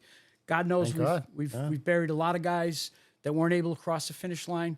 I was able to cross the finish line with my health, and you know, cross the finish line not only being here but also with my health. You still get screened. You still go to the medicals and all that Do stuff. my medicals, stay up, and everything is good. Yeah, all right, good. So I'm good. blessed. I'm you know, one of the benefits of being retired is you sleep better.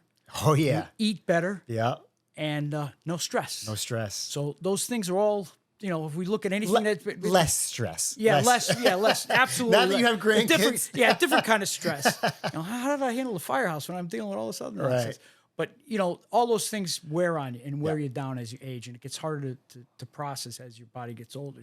So I feel 10 years younger in retirement just because I'm sleeping better, eating better, and no stress. That's great. That's great. So what are you doing in retirement?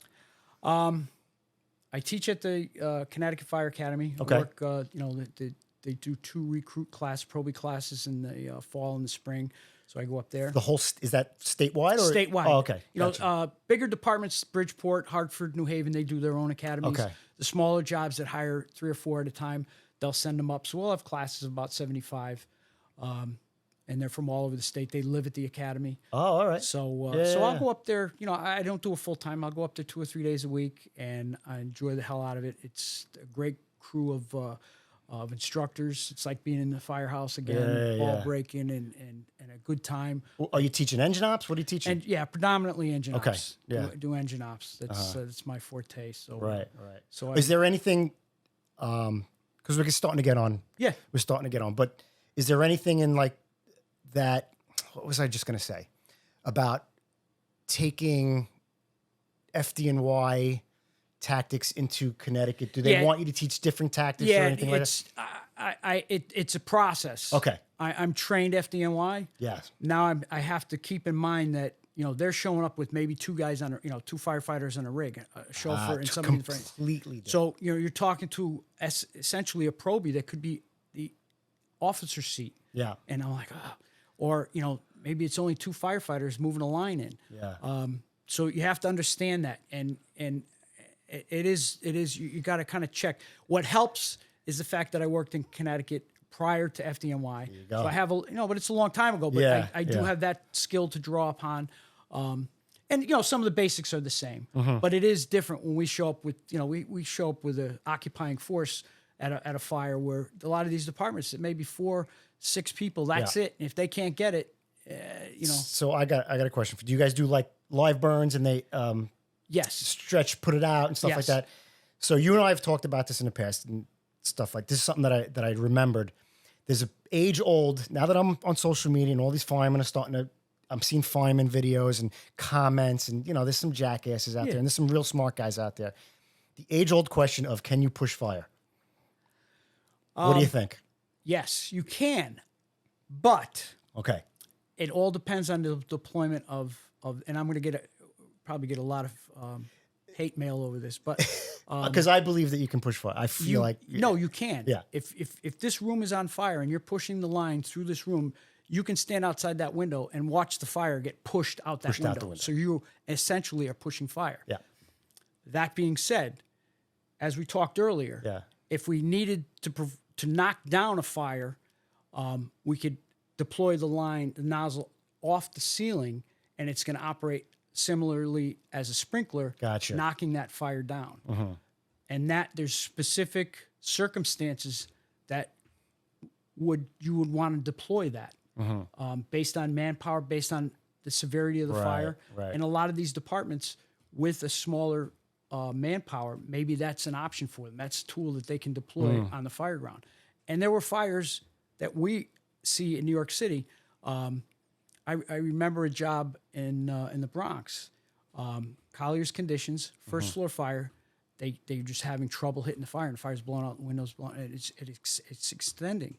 And I always thought that had they operated on the sidewalk, just off the ceiling, knocked that fire down a little bit, it would have contained it enough to give them some time to work through that clutter to get that line positioned better. So it is a properly deployed tactic. It works. Yeah. Does it work for every fire? No. But it's definitely a tactic that the guys in the fire service are being trained. They're teaching that at the recruit class. That's kind of what I was. So are they teaching it that way, or how are they teaching? One of the things as a new instructor, they're teaching this, and I'm like, I don't know if this is really something for recruits. It's more an experience level to understand the dynamics of it, because it's called fire dynamics. Okay. They actually began a lot of this training at Governor's Island, probably about 10 years ago. Doing wind-driven stuff. Yes, And, all that. Yeah. It was all their scenarios were based on what they learned at Governor's Island. Yeah. So, they're teaching this to the recruits, and I'm like, I don't know if this is really, but let me take the class. They offered a class for new instructors. Okay. I took the class, and then it really rang in my head like lights went off. I'm like, wow. Now I understand why we had problems at fires years ago in the city because of the way the fire was reacting to the wind, to the type of fires. I always felt that the fires that I experienced when I first became a firefighter in the 70s and 80s, totally different from the fires we're experiencing in the 90s and 2000s and beyond. Yeah. It's a hotter fire. It's a more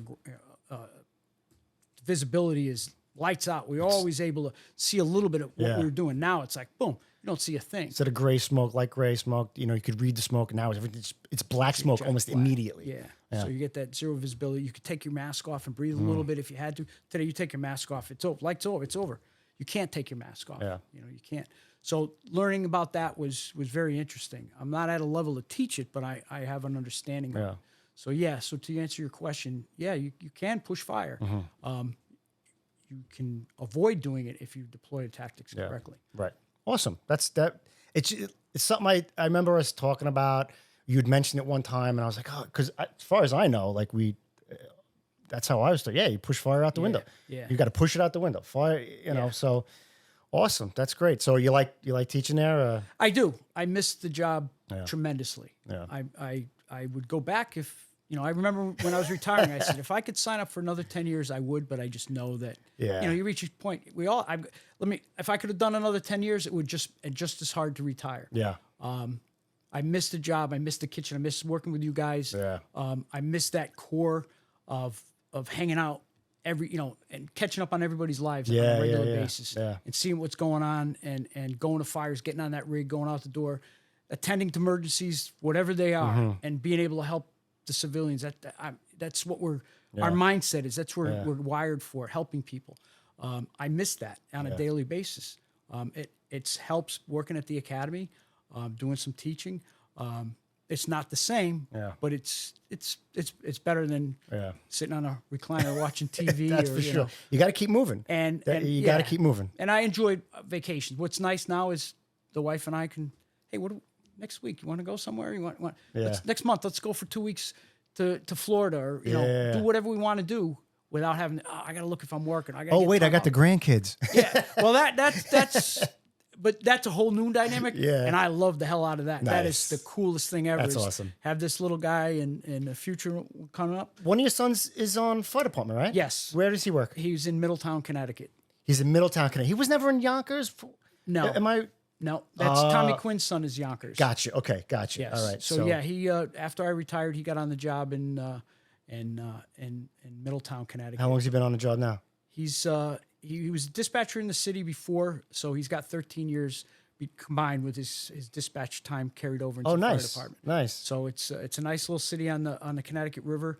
They do a tremendous amount of training. They're trained in all the different skill levels of divers. They have a boat. They confined space. They do it all. Bit of everything. Bit of everything. Nice. So when he was going to the academy, I said, "Listen, you're up there for I think it was 15 weeks." I said, "You're going to meet firefighters across the state that you're going to have friendships with for as long as you're a firefighter for the rest of your life."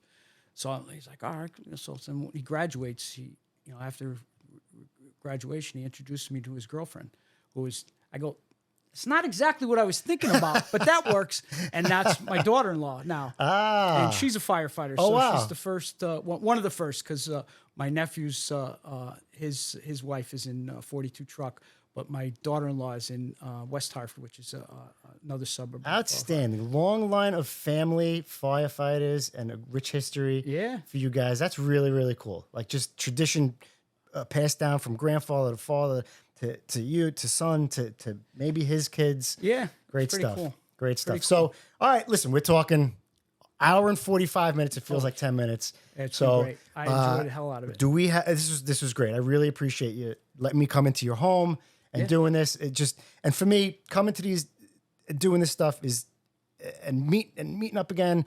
And it's like a reunion for me instead of like an interview or a podcast. Yeah. And that's what's fun about this.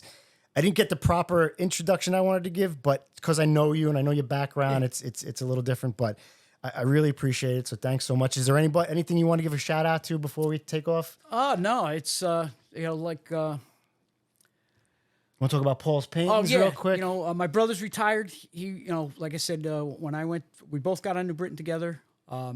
He could have followed myself and Timmy Collette down to the city.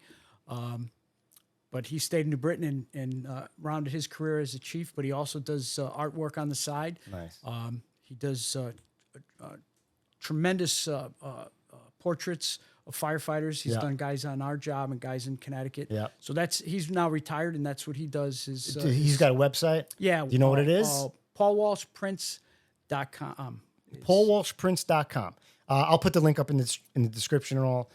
PaulWalshPrints.com. This is one of the pictures. I don't know if you could see it, but he's done it for a few guys, and they come out unbelievable. Yeah, he's really talented, really great that's stuff. That's his retirement. He sits in his studio and does paintings. Nice. And it's very therapeutic. That's for him. great. And I'm wearing the Salty Helmet T-shirt. Who is your nephew? Yes. And he's got an Instagram. It's called the Salty Helmet on Instagram, and they got a bunch of followers. They put up old school FDNY videos and war years type pictures. Really, really cool stuff. If you're into that, I've talked to him on, through messages and stuff. Really great kid. What's his name? Do you know? Tyler Walsh. Tyler Walsh. That's Paul's son? Paul's son. And how old is he? I'm just curious because I don't. Oh, I'm going to get in trouble here. I want to he an say adult early 30s. Oh, okay. He's an adult. On the job. He's on the job with my son. Oh, Chris, awesome. In Middletown. Awesome. And then my other nephew is in New Haven Fire Department, and his wife is FDNY 42 Truck. And then, my cousin is in New London, Connecticut. My other cousin is in Windsor, Connecticut. You guys could start your own fire department. Oh yeah, when we get together, it's the wives must be like, talking fire stories. Yeah, we did a family reunion, and where do you take the family reunion picture? On a tower ladder. So we're all, there's the whole family. I mean, not everyone's a firefighter. There's family members that pursued other careers in PD and private sector and have all done well. We're just a very tight family and that's great. Rich in history and public service. Awesome. So it's pretty cool. But awesome. Yeah, this has been great. I really appreciate it. I enjoyed the crap out of it. Yeah, this is a lot of fun. All right, so I'm going to sign off here. Thanks, everybody. I'm going to put links up in the description. So remember, it must be true if you heard it at the kitchen table. We'll see you at the big one. Jay, thanks so much. Appreciate it. It's good. Oh, that was awesome. Very cool.